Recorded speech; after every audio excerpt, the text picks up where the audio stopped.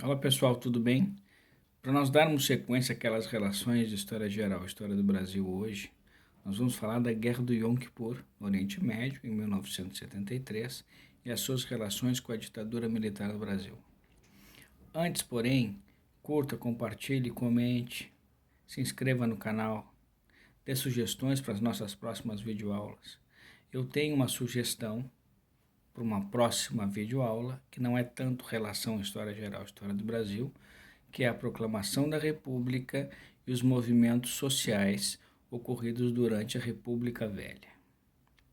Em 1973, o Egito e a Síria atacam Israel em retaliação aos territórios perdidos por esses países na Guerra dos 6 Dias, em 1967. Naquela ocasião, a Síria havia perdido as colinas do Golã e o Egito havia perdido a faixa de Gaza. Em 73, eles resolvem atacar Israel, que é socorrido pelo abastecimento aéreo promovido pelas forças estadunidenses.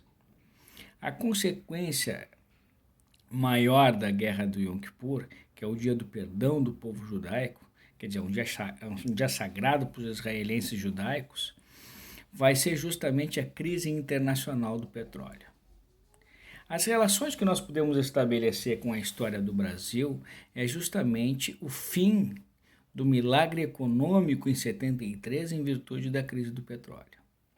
Esse milagre econômico do economista Delfim Neto começou em 1968 e fez com que o Brasil crescesse, controlasse os juros, criasse obras faraônicas, como por exemplo a Ponte Rio-Niterói, a Transamazônica, que vai de certa forma caracterizar fortemente o governo do Médici, Emílio Garrastazu Médici,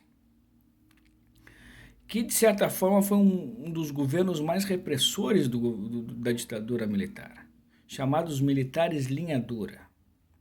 Praticamente todos os movimentos sociais em oposição à ditadura foram reprimidos durante o governo do Médici, com exceção da guerrilha do Araguaia.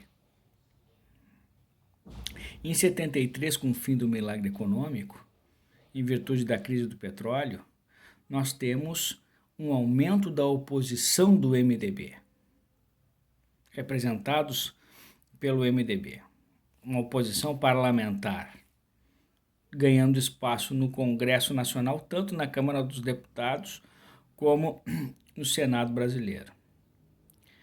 O governo sucessor ao Médici, que é o Geisel, ele tenta barrar esse avanço dos MDBistas no Congresso Nacional, criando a Lei Falcão, os pacotes de Abril, o senador biônico. Além disso, do ponto de vista da produção, eles incentivam a produção de carro a álcool, a campanha do pró-álcool. Ou seja, o fim do milagre econômico promovido pela crise mundial do petróleo e a guerra de Yom Kippur vai repercutir do ponto de vista econômico, político e social no Brasil. São essas relações que nós podemos estabelecer entre a guerra do Yom Kippur e a ditadura militar brasileira. Obrigado pela atenção de vocês e até uma próxima videoaula.